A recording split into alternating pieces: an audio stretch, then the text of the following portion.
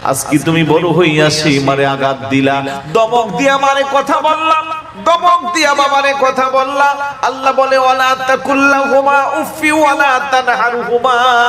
বান্দারে তোর আম্মা আম্মার সাথে ও শব্দটা উতি করিস না, দমক দিস না। উচ্চ কণ্ঠে কথা বললে যদি তারা মনে কষ্ট পায়, আমি আল্লাহ তো তোর প্রতি নারাজ হয়ে যাইব। তোর মা বাবা যদি তোর প্রতি খুশি আর রাজি না থাকে, তুই যদি জীবনটা নামাজ পড়তে পড়তে শেষ করে দিস, আমি আল্লাহ কিন্তু তোর প্রতি খুশি থাকতে পারবো না। বান্দা আমি তো শিখাইয়া দিলাম ওকুল্লাহুমা কওলান কারীমা, অত্যন্ত নমনীয়তার সাথে সফট কণ্ঠে মোলায়েম কণ্ঠে তুই তোর মা বাবার সাথে উত্তম কথা বলবি। আজকে আমার মা বৃদ্ধ হয়ে গেল, আমার বাবা বৃদ্ধ হয়ে গেল, মা বৃদ্ধা হয়ে গেল, আমার শরীরে শক্তি বেশি, আমি উপার্জন করি, আমার টাকা পয়সা বেশি, ওরা মাডারে ধমক দিলাম, বাবারে ধমক দিলাম। খোদার কসম রে যুবক, এই চরিত্র যদি তোমার মধ্যে থাকে, তোমার ঠিকানা জাহান্নাম, কেউ তোমারে আটকাইতে পারবে না। কথা বলেন ঠিক কি না?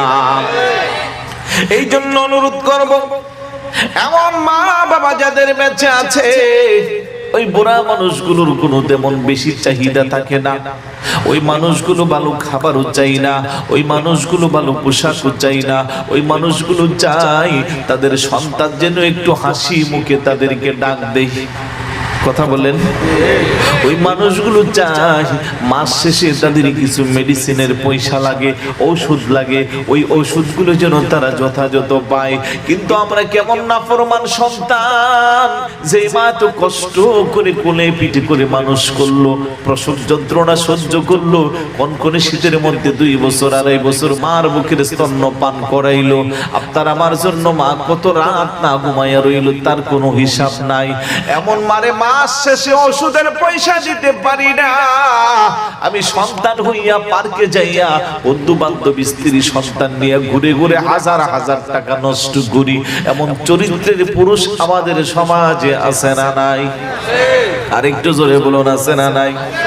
আমি দামি রেস্টুরেন্টে যাইয়া বন্ধুরে নিয়ে খাই, 2-3 হাজার টাকা বিল দেই।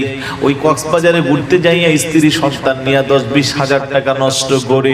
ওই মানুষটাকে যদি মা ফোন দিয়ে বলে, বাবা আমারে 500 টাকা দে ওষুধের জন্য, 1000 টাকা দে ওষুধের জন্য, মুখের কথার উপরে বলে শুধু ফোন দিয়া টাকা ছাড়া কিছু চাইতে পারো না, টাকা নাই বলে রেখে দে।